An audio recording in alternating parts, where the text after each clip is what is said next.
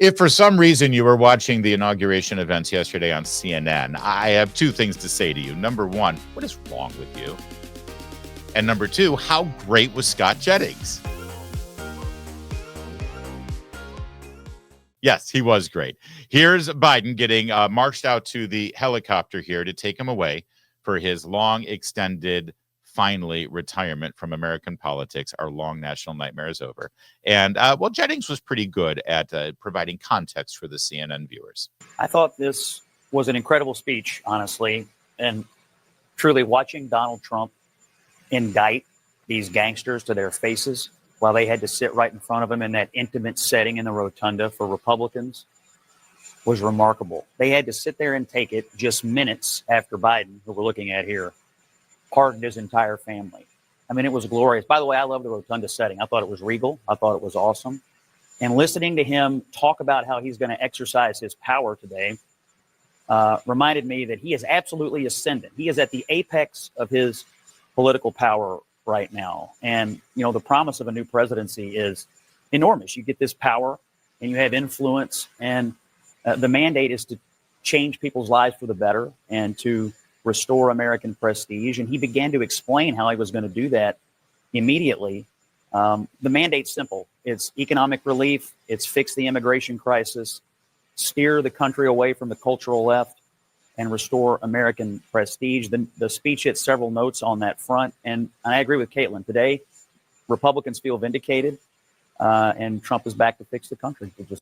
You know, I got to tell you, and it's still, I marvel at the fact that Jennings is like the only voice on CNN to say this. Thought experiment real fast, because if you watch the Sunday shows on ABC, CBS, or NBC, or if you watch this inauguration yesterday on any of the networks, when they go, they always go to their round table of analysts, right? Like on the Sunday shows on This Week or Meet the Press, Face the Nation, they do their interviews with their little talking head teleprompter reader, right? And then they do a little round table where you've got political analysts around the table. Round table. It's not a round table. It's a pretty oblong table. It's misshaped. It's sort of like an egg because it's not round, because there's no equality there. There's no balance. Can you name one person on any of the networks, ABC, CBS, NBC, one person on the payroll who is an analyst for them who is pro-Trump? Can you? Doesn't exist. And yet he just won the majority of the popular vote, which of course is not a real thing because we don't use a popular vote to elect our president. He won overwhelmingly in the Electoral College. He's right now, the CNN had a poll out, 60% of Americans are feeling optimistic about the Trump administration going in. So he has support from the American people. And yet if you watch the networks, you don't get one voice saying what you just heard Scott Jennings. And on CNN, you only get the one. You would think if you're running a network, you say, you know what, don't we feel obligated to have somebody else speaking on behalf of this swath of millions of Americans? No, the answer is no, they don't. They don't feel like they owe you anything. Your voice does not belong there. You are not allowed to be heard there. But what Scott Jennings just said in such plain words on CNN is so obviously true and resonates. And imagine if they actually had, 50% of their analysts and their hosts and their programming do that. There's more. Take a look at this one. Scott Jennings again. Oh, look at that balanced panel. Look at that.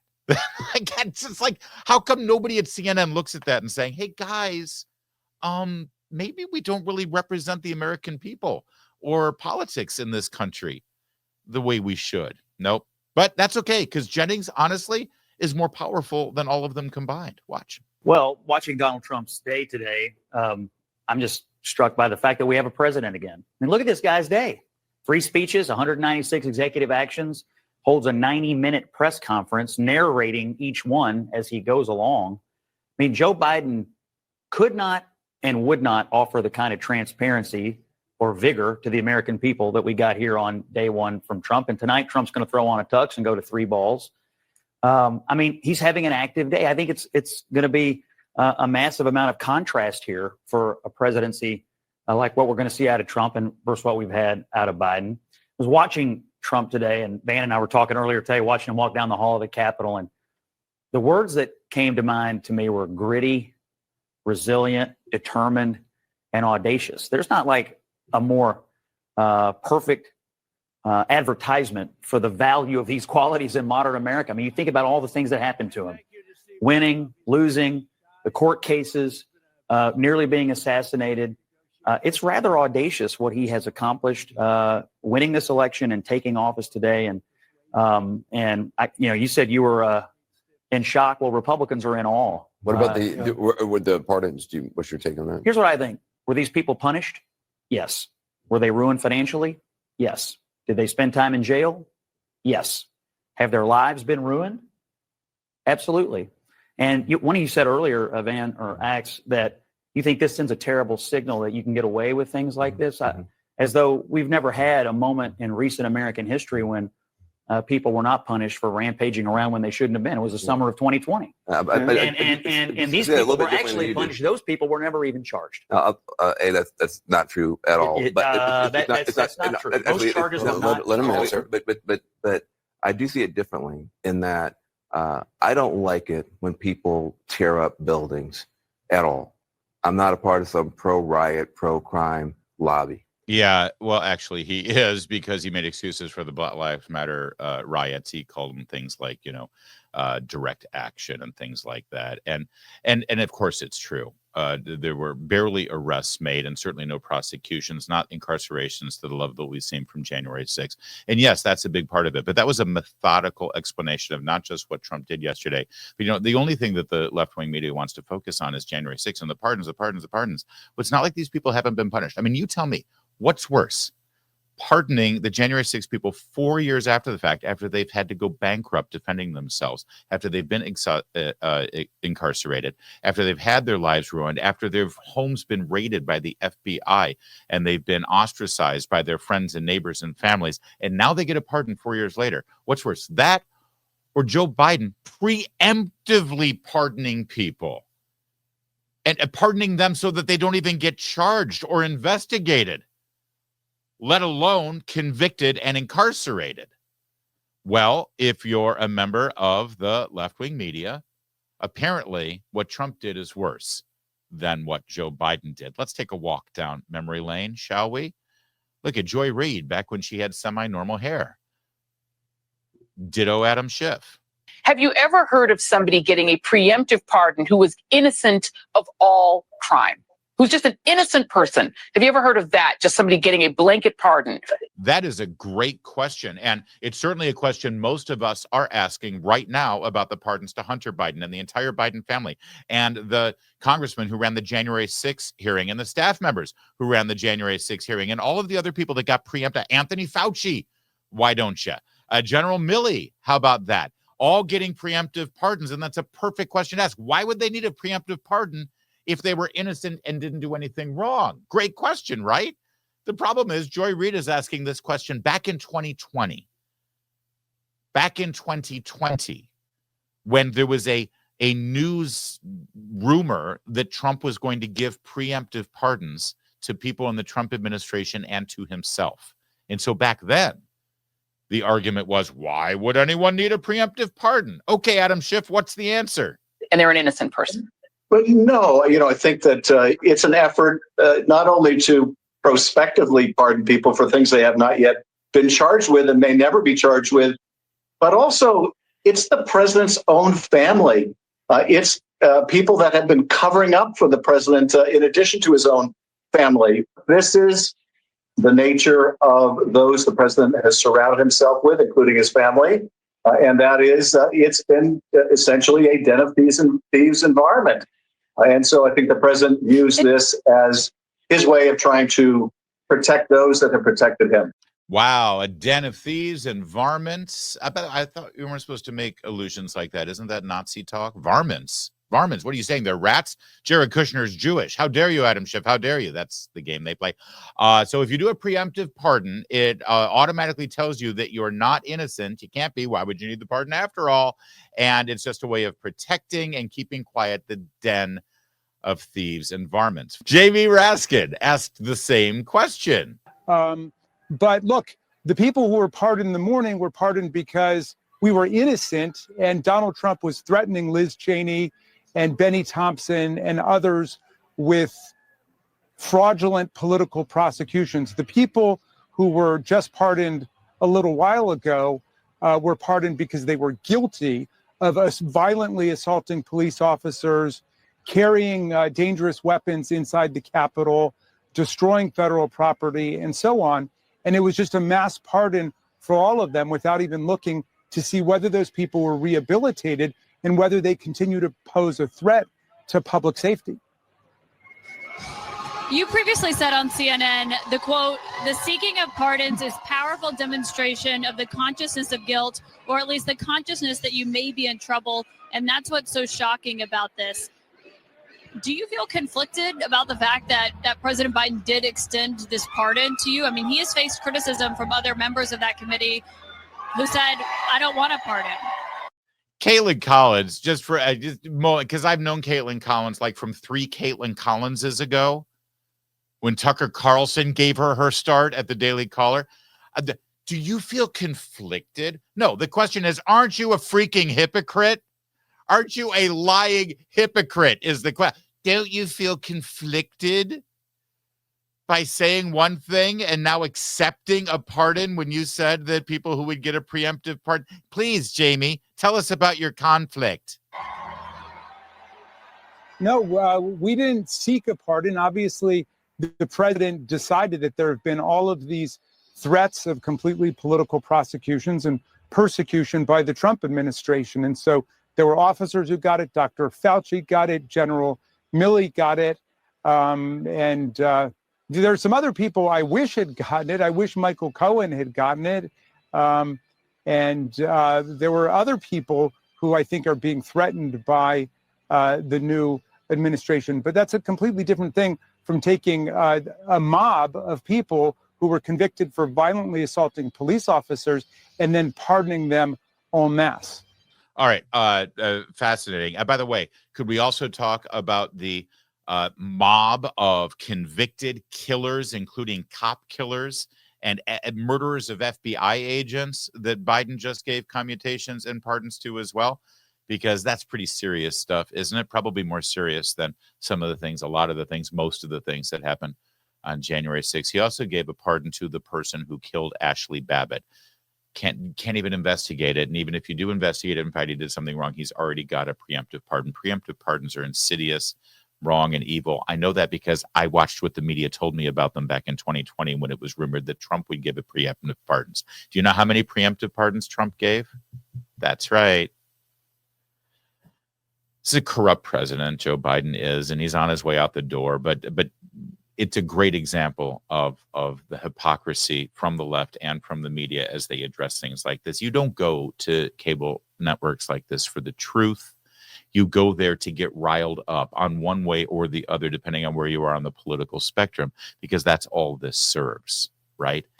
And the beauty of it here is that Anthony Fauci, who claims that he saved lives, right, by all of the things he did, he gets a pardon and can crawl back into his hole with his royalties worth millions of dollars on vaccines, and he will never get any scrutiny for ruining people's lives, for people not being able to be by their parents' bedside or their grandparents' bedside as they died, for children who lost years in school because they had to sit at the kitchen table on a laptop, for special needs children who were owed additional assistance if they're on the autism spectrum or if they have cerebral palsy or Down syndrome, and they got nothing for years because of their policies, and nobody pays a price for any of it. No, that's not true. You pay the price for it.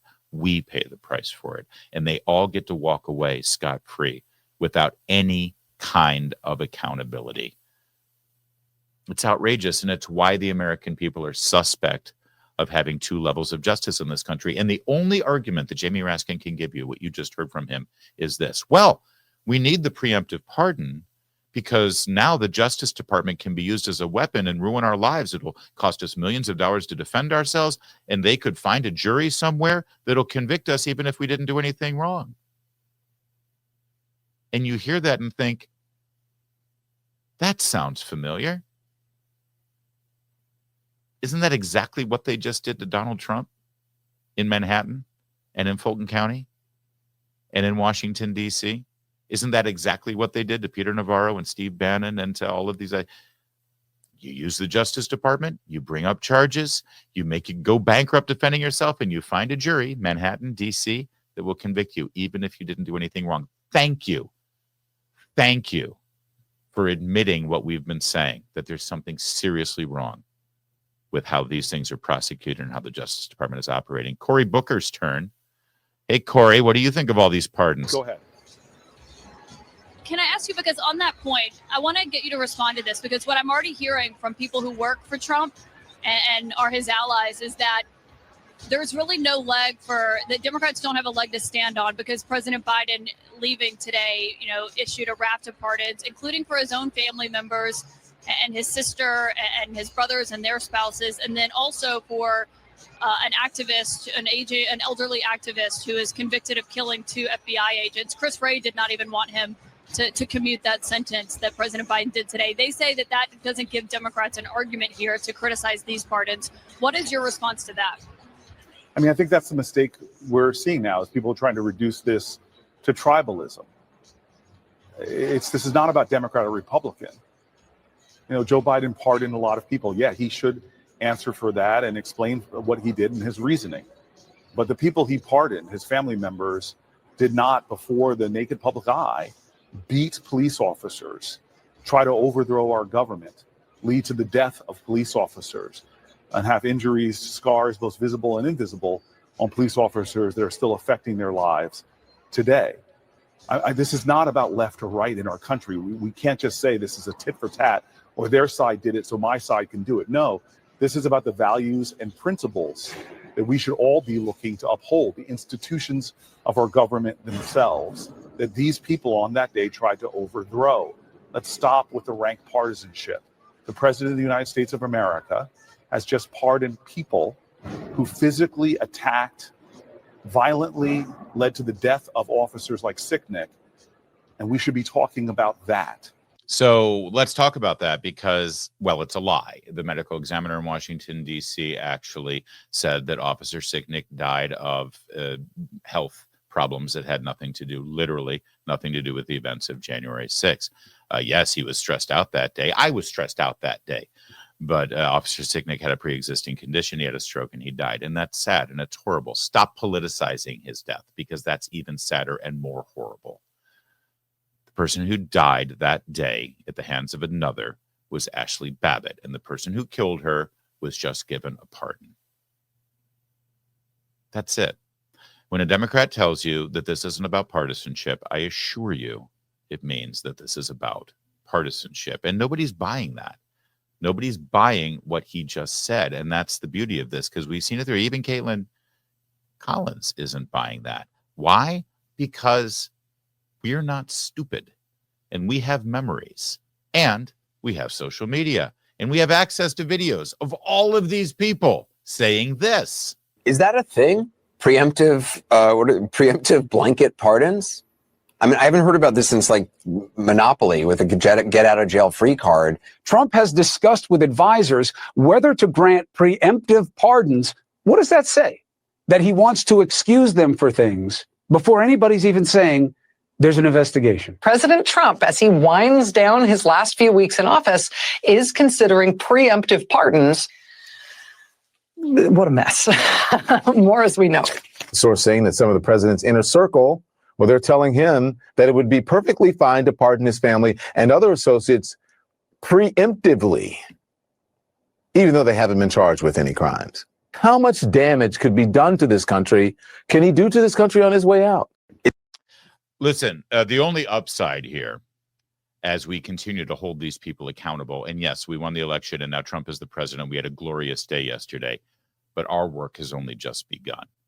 Partly to make you feel great and uplift you about the great things that this administration has already begun doing, but also to continue to hold these people accountable if they continue to lie to you, if they continue to gaslight you, if they continue to be hypocrites and they continue to have a double standard, we're going to hold them accountable. And that's why you're going to come back here every single day. But if we could just bring this back up one more time, Kevin, because the upside is that 2 of those 4 dudes have already lost their jobs, right? And they're like sent packing. The other 2 dudes are, I'm sorry, what? Oh, I'm so sorry. The third, that's Rachel Maddow. That's not a dude. I apologize. That's on me. That's bad. I'm bad. Sorry. The other 2, well, let's see where they are 4 years from now. I know that we'll be here. But if they keep this up, well, we'll see. Increased tariffs on our trade partners, that's on the table. Tax cuts, that's on the table. Regulation changes, already saw some executed yesterday. Learn why gold is a viable diversification tactic now more than ever. Birch Gold, the only gold company, I always say company, but I do endorse other companies. But they're the only gold company I endorse, damn it. They're the only gold company I endorse. They're a viable diversification tactic now more than ever.